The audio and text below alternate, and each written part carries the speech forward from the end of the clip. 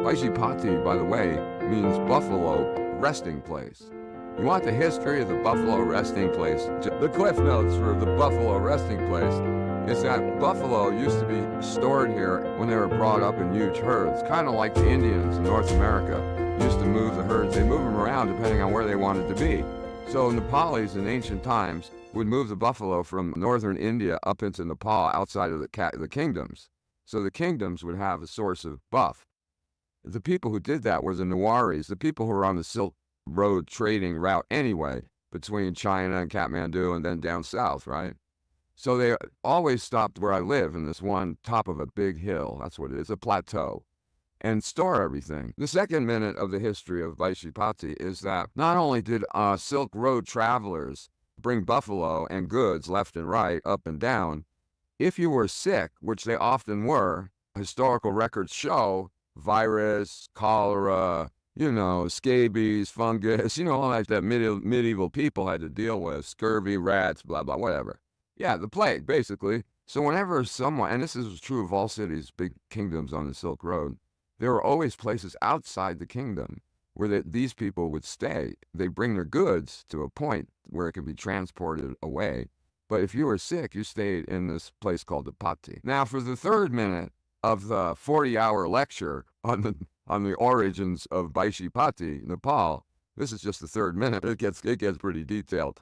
Let's examine the word Pati. Pati means resting place. So it's Baisi, kind of like bison. Sounds like bison.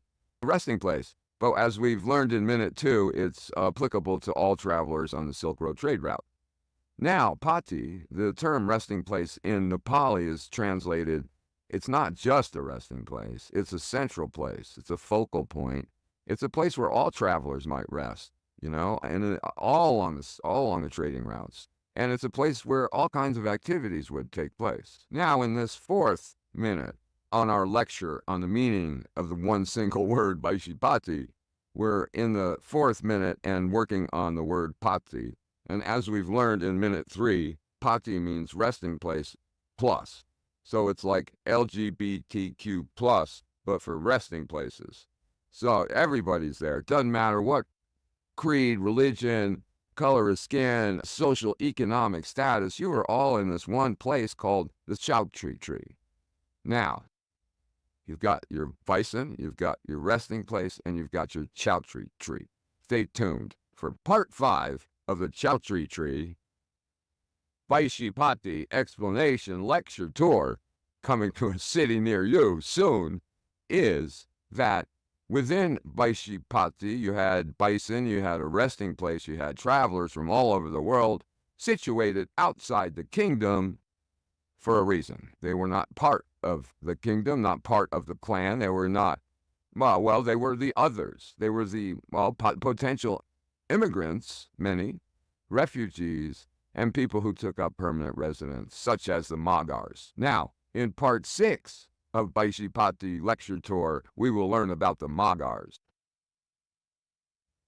This is part 7, losing track, to be honest, of Bhaisepati and the explanation of the word Bhaisepati, and we've already examined bison and resting place, and Chautri meaning central tree where all worldly other gathered outside of kingdoms. And now we get to the Magars. In part 7 or 8 of our history of Bhaisepati, we will learn more about them. But to be honest, we are tired of hearing about Bhaisepati here in Bhaisepati, and the history of Bhaisepati may be of interest to some outside Bhaisepati, but we are sick of hearing it because, frankly, it was a fairy tale that is no longer relevant to Bhaisepati, because there isn't a bison or a Pati or a Chetri. And as far as the Magars, the protectors of this little enclave out here we call Bhaisepati, they now have become the encircled.